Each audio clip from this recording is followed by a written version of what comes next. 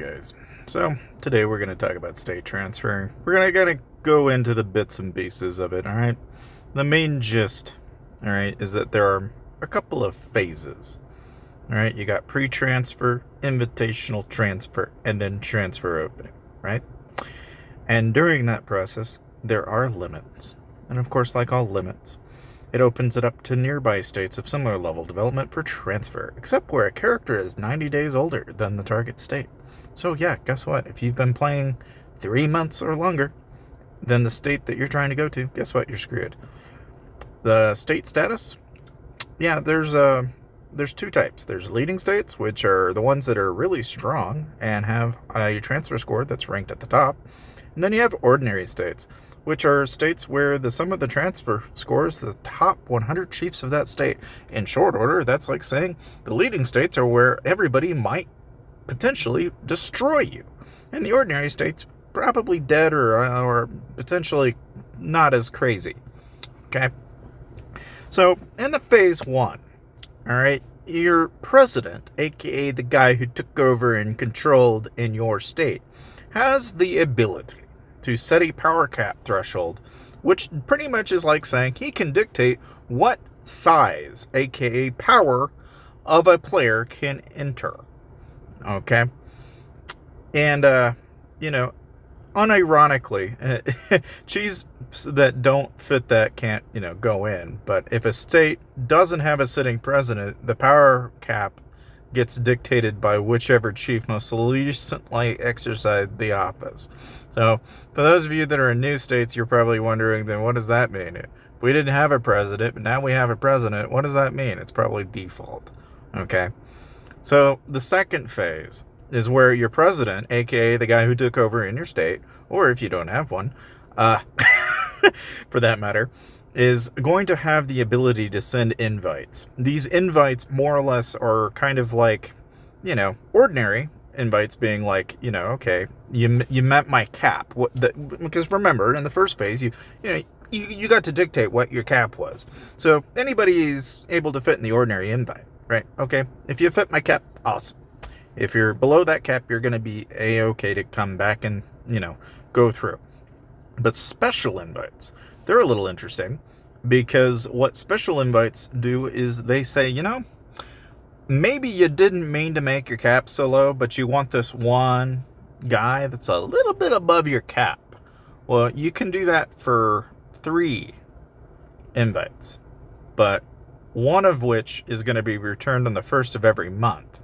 So you get a maximum of 3. And then, of course, phase 3, which is what's currently going on, is when effectively it opens it up to the masses. So everybody that has met the designated power cap can then flood and join in. So kind of like how those ordinary invites operate now, it's free reign. Anybody can join in.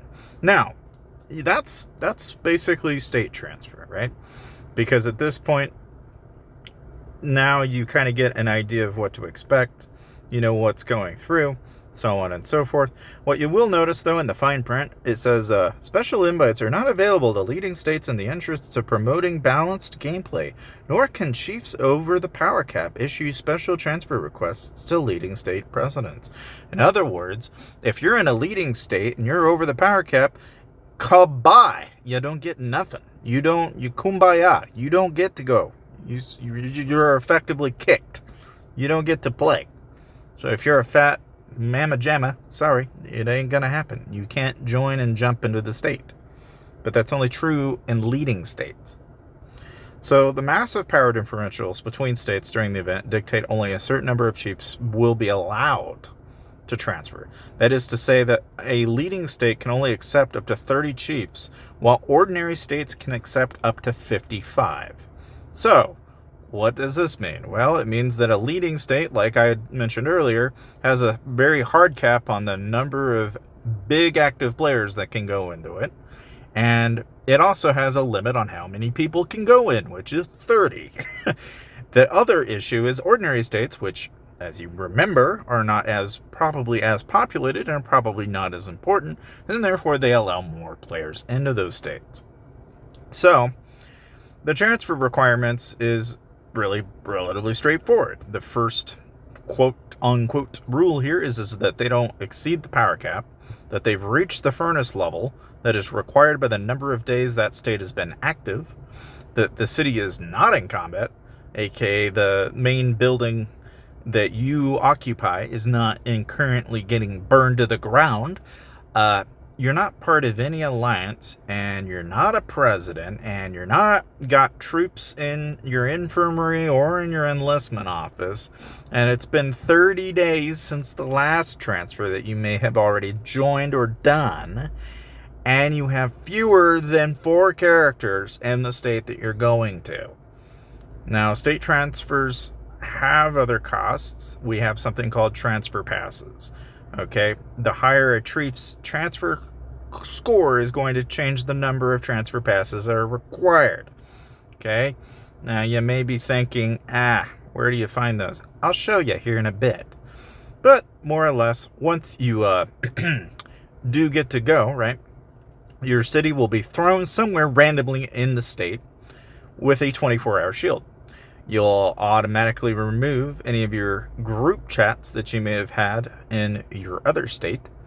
Your arena will be set to 1,000. And so you basically get to lose where you are in arena. Well, surprise, surprise. Fishing tournament, wherever you were in the ranking for the state, that just pretty much gets tossed. So that's a thing. And by the way, if you purchased a pass, any of the unclaimed rewards will be reissued. So you can get back into fishing tournament if you want, right? Your armament competition and your officer project, anything that you've done in that, that all gets kind of removed. So you can kind of get involved back in that new state. Hero rally, it's the same thing. It's like most of your stuff gets basically tossed and started over. So you're basically looking at starting over from scratch on most of these events in some fashion. Like, they basically reset you. That's more or less, as you can see. And you can read the fine print and the key details as I'm talking. I don't think I need to explain all of this to you. But the main thing with state transfers that, like here, you can see my transfer cost is 10 right now. And it tells me that this is my transfer rating. This is my number and my score. So I can get a kind of an idea of what I have to expect. If you're wanting to get transfer passes, you go to your alliance and then you go over into the shop. And then you go to week, and you'll notice that you can then buy a transfer pass from within here. Now, you do notice that you can buy packs, and that is an option. Do I recommend you buy packs to move around? No, I don't. But, it is an option, and it is worth mentioning that it's out there.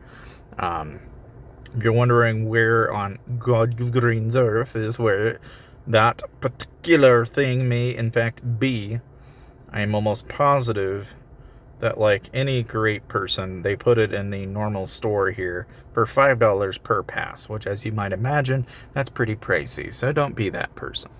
So that, in essence, is state transfer. Okay.